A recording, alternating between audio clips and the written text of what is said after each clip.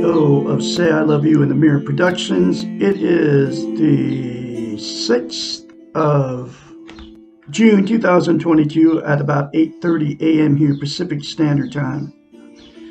Broadcasting live out of my 105-year-old house here in my hometown, Klamath Falls, Oregon, in the Pacific Northwest, which is the gateway to Crater Lake National Park, which is one of the 7 wonders of the world. It's very beautiful here. You ought to come see that lake. But Klamath Falls is a really nice little town too. Population, surrounding areas about 75, 80,000. But it's got everything we need except for a Costco. I want a Costco. I have to drive all the way to Medford, which is about 50 miles, which is okay to go to Costco because I like Costco.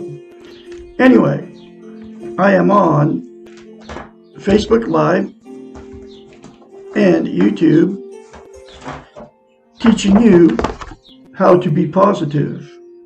The more positive you are, the more positive that will come to you. And here's the first way to start to be positive towards yourself and towards everybody else. I am teaching you self-esteem out of this book right here. What self-esteem is, it's how you feel about yourself inside. It's also known as self-love, self-confidence, self-worth. It's how you feel about yourself inside. I got a little girl in there. Kitty, kitty, kitty, kitty. Her name's Pretty Girl. I rescued her from underneath my house when I moved here in 2021. I brought her in like January or something like that, 22. And she's still wild, hanging out underneath the couch, but she's getting fed and all that. I mean, I got 8 other cats, so she's trying to get used to all of us. And the main thing, she's trying to get used to me. So anyway, where was I? I am on Facebook and YouTube teaching you how to love yourself. What self-esteem. Okay, so what that is, like I said, self-love, self-confidence, self-worth is how you feel about yourself inside. People don't even know what the 2 words even mean. What it means is we've all been in romantic relationships, okay? And we've all had that good feeling, that good feeling when we first meet that other person. It's really good. They can do no wrong and you can do no wrong in their eyes. And you're bragging to all your friends about your soulmate. You met your soulmate, and she's saying the same thing, or he's saying the same thing about you, right? I mean, they walk on water. You worship the ground they walk on. You're meant to be. God got you together. Anyway, that good feeling, we've all had it, and it's a really good feeling. Okay. Anyway, that's what self-esteem is towards yourself. And psychiatrist, Dr. Susanna McMahon, has had thousands of clients. She's a psychiatrist, a therapist, a counselor many years. She's got a degree in psychology, doctorate. So it makes her a psychiatrist. She also has a master's in philosophy. She's 73, lives in Madrid, Texas with her husband. She wrote this book called The Portable Therapist 30 years ago. And every chapter in this book talks about how we've been trained and taught not to have self-esteem, self-worth. As a psychiatrist, people would pay her big bucks to fix their unhealthy minds. Okay? And in order to have a healthy mind as a psychiatrist, she knew that you have to attain and maintain self-esteem before you can get a healthy mind. You absolutely have to have it. Okay? She knew that as a psychiatrist because she went to school for 10 years to learn the science of the mind and how the brain functions. And so she came up with a concept to give her clients self-esteem. Nobody can give you self-esteem. You have to give it to yourself. And here's that concept she came up with so her clients could give themselves self-esteem so she could fix their unhealthy minds. It's called mirror therapy. She's the originator of mirror therapy. Say 4 things to yourself in the mirror daily without fail, which are, I love you, I love my inner child, I'm worthy to be loved, I'm worthy to love, I'm full of goodness. You say those 4 things to yourself in the mirror daily without fail. Instead of criticizing yourself, it will give you self-esteem on steroids. She knew it, okay? And that was her clients' going home instructions in between their sessions that they had with her, okay? So you have to say it daily. You can't just say it a few times. You have to say it daily, literally, for the rest of your life, okay? And that's because it will give you self-esteem instantaneously once you say that to yourself in the mirror. But to maintain it, you have to say it every day. It's like lifting weights. If you stop lifting weights, you lose the muscle mass. You have to start over from scratch. Self-esteem is exactly the same thing for your brain. And that's why she came up with mirror therapy, okay? And the other reason she came up with mirror therapy, as a psychiatrist, she knows that we cannot lie to ourselves in the mirror. It's a psychological event that happens in your brain. You cannot tell yourself, looking at yourself straight in your eyes, and lie to yourself. That's why you can get in front of the mirror and very easily criticize yourself, especially when we get older, okay? Because that's the way you feel about yourself, and you're not lying to yourself in the mirror when you say bad things about yourself or think them. You can't say good things to yourself in the mirror because you don't feel that about yourself. So you can't say it in the mirror because you can't lie to yourself in the mirror. So the very first time you do it, say those 4 things to yourself in the mirror. You have to force yourself to do it like I did. The more you say it, the more you feel it, and the more you believe it. And you don't know what you're missing by not having self-esteem. Excuse me. Okay? And that will give you self-esteem on steroids. Okay? So, here's why it's so important to have and to get self-esteem and maintain it once you start getting it. Once you get it. Okay? Can't love without it. Can't be loved without it. And you also cannot be content. What content means is you feel good about how, where, and what you are. It's also known as internal peace. Okay?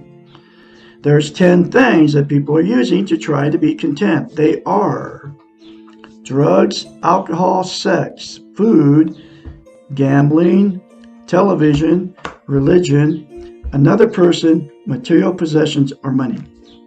Those 10 things are all known as externals. They're outside of yourself.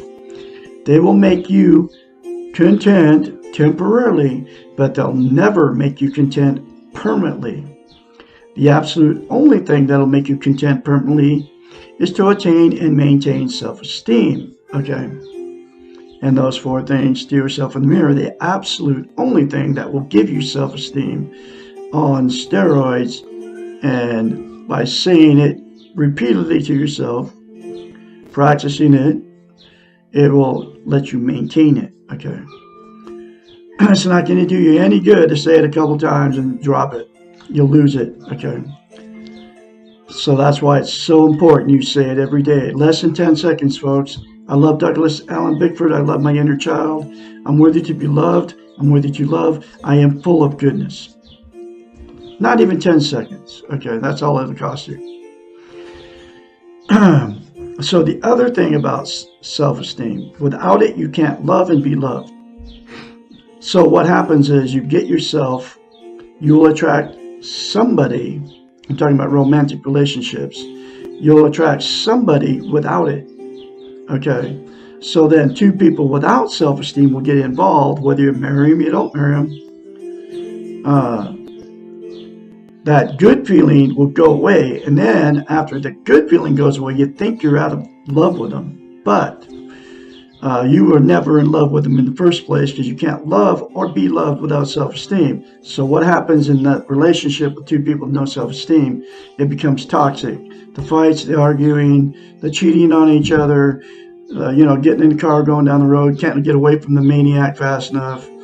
Then you apologize, you go to therapy and try to fix it and all, and nothing fixes it, okay? The going to your best friends and telling your best friends how terrible they are to you and to your family, both sides are doing the same thing. And then because of that relationship that turned toxic, then you'll divorce or separate, okay?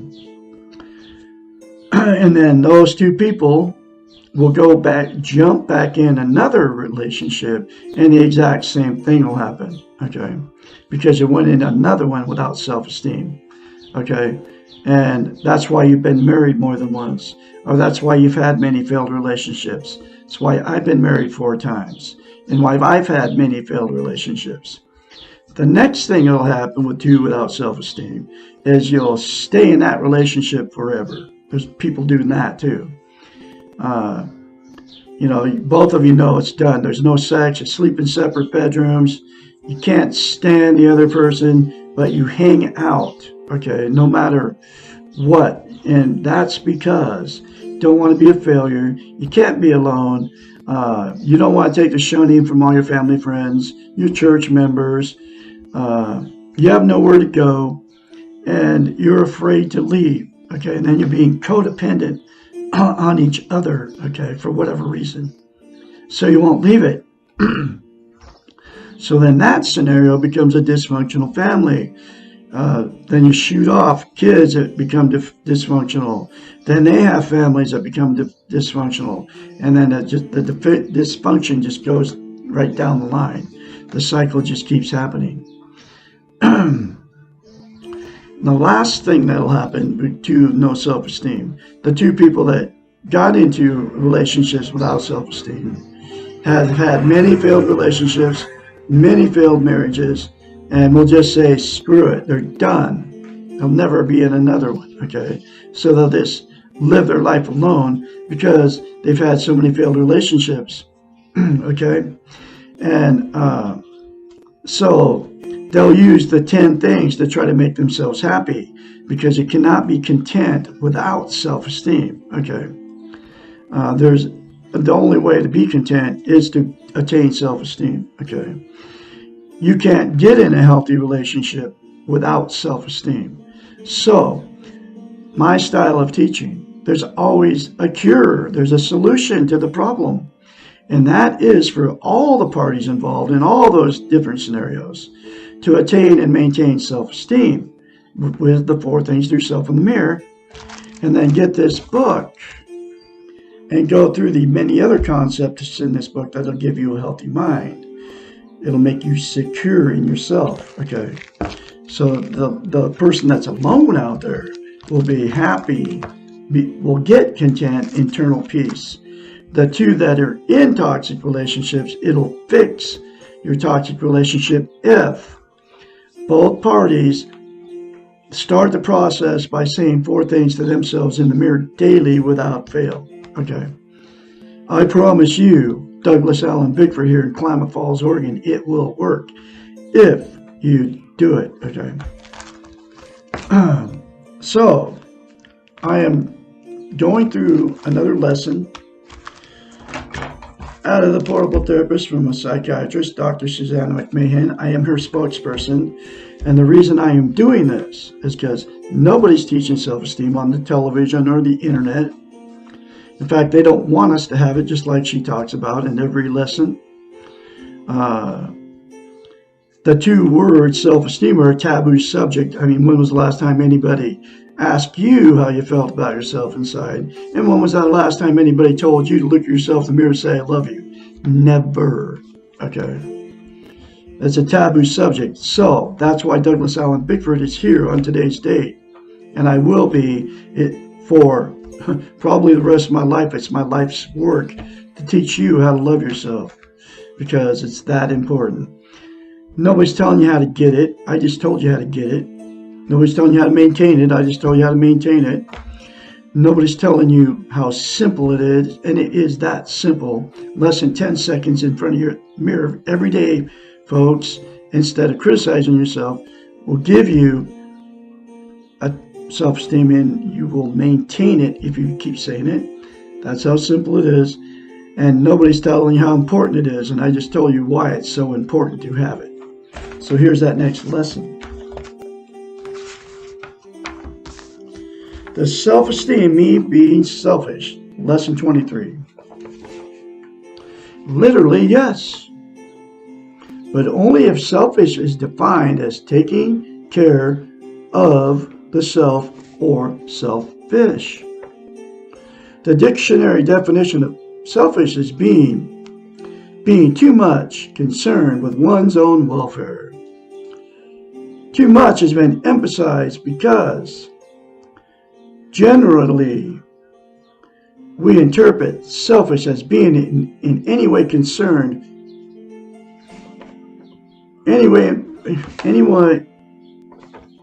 hold on. Too much has been emphasized because generally we interpret selfish as being in any way concerned with one's welfare. Our Western model, here's that training thing, has taught us that selfish is a terrible concept and in many ways seems to have confused the idea of being selfish with that of being self-centered. Self-centered is defined as stationary and unmoving, a center about which other things move, occupied or concerned only with one's own affairs, egocentric. What is the difference between selfish and self-centered? Selfish, in the self-esteem sense, involves your relationship with yourself. The self is not the center, with others moving around it. No one else is required to perceive the self as the center of anything. Selfish is a one-man or one-woman show. The focus is simply taking care of yourself. We can stop trying to be the sun with others revolving around us and be content to be the stars shining by ourselves. No other concept seems to cause as much argument and be as so difficult for people to accept. It would seem that no other concept has been so well ingrained into the very nature of our beings than this idea that it is evil to be selfish. The great paradox here is that the people that we refer to as selfish, the ones we believe are too much concerned with their own welfare, the narcissists of the world, are some of the most insecure and self-centered people around. These people have no self-esteem and are unable to take care of their own needs or to love themselves. You know how many people are out there like that. Most of the movie stars and all them and politicians are like that. Okay. They spend their time focusing on how to control others and to be the center of their environments.